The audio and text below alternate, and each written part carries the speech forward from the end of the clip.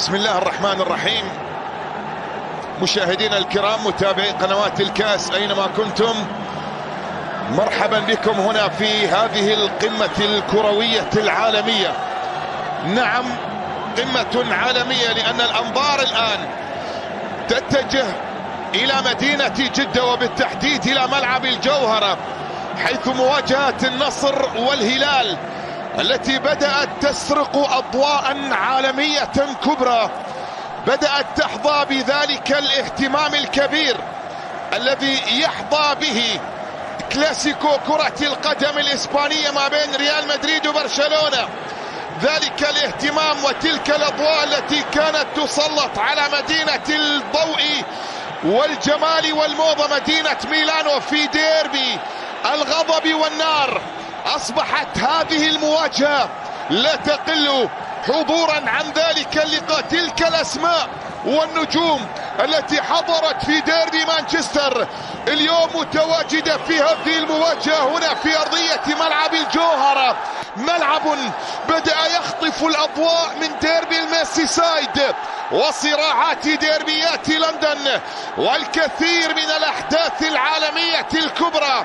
مواجهة أصبحت تبني إرثا لكرة القدم السعودية، كذلك الإرث الذي كان ولا زال هنالك في أرض التانغو ما بين بوكا جونيورز وريفر بليت، وحضور كبير جدا على مستوى قمة عربية. كذلك الصراع الذي تشهده مدينة القاهرة ما بين الأهلي والزمالك وما بين الرجاء والوداد. اليوم الوضع في غاية الروعة بصورة جمالية مكتملة وكاملة الأركان من خلال أحداث هذه المواجهة الكبيرة، وبقيادة هذا الحكم الأرجنتيني داريو هيريرا الذي ينتظر انطلاق صافرة أحداث، وقائد التغيير وصاحب الرؤية والعديد من الأسماء الكبيرة في عالم كرة القدم وخارج نطاق كرة القدم.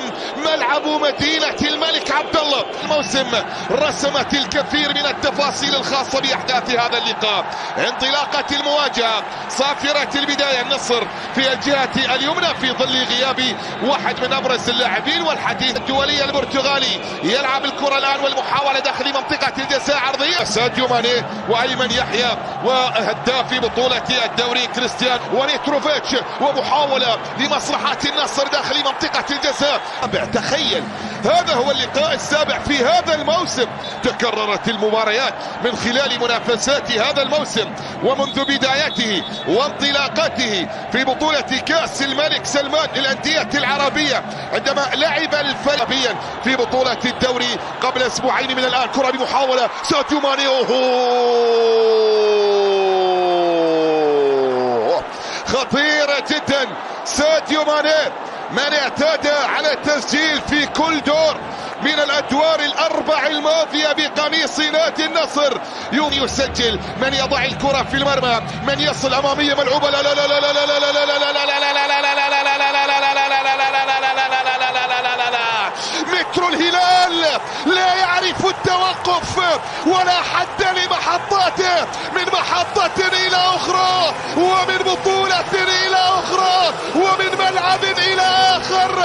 مترو الحضور الكبير، مترو التسجيل، مترو الأهداف، مترو المتعة والإثارة. مترو الهلال، مترو الهلال يرفض التوقف، وعينك على العرضية عن طريق مالكم إلى متروفيتش راسيو.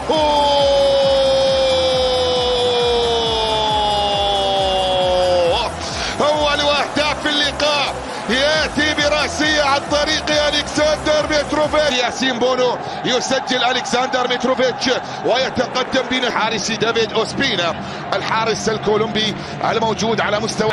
وصلت لمصلحة النصر داخل منطقة الجزاء، لا زالت مستمرة وقائمة. الله الله الله الله الله الله، الكرة عن طريق أوتافيو. أوتافيو يسدد لكن تصطدم وتتحول إلى خارج أرضية الملعب، تصل إلى ركلة ركنية.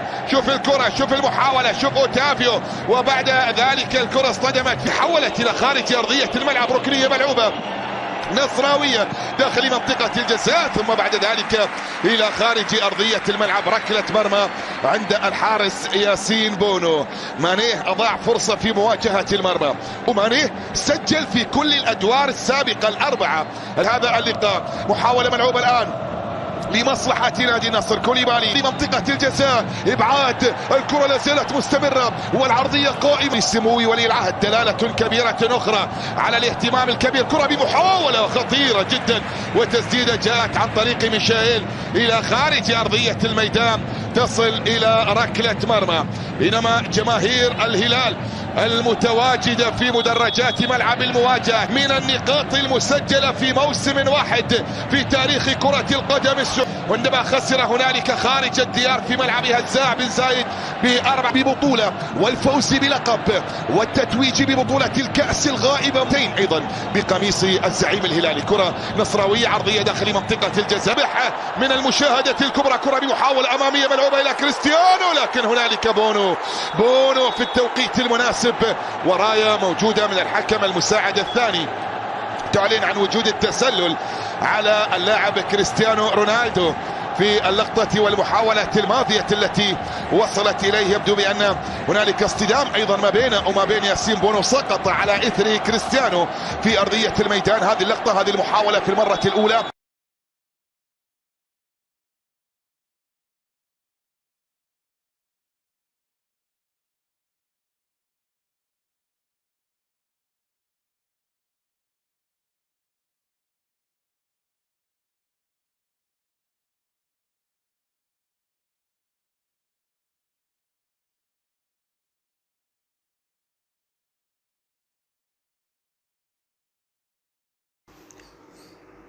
السلام عليكم ورحمة الله وبركاته. مباراة النصر والهلال في نهائي كأس خادم الحرمين الشريفين للعام 2024 تأتيكم اليوم الجمعة الموافق 31 من شهر مايو للعام 2024.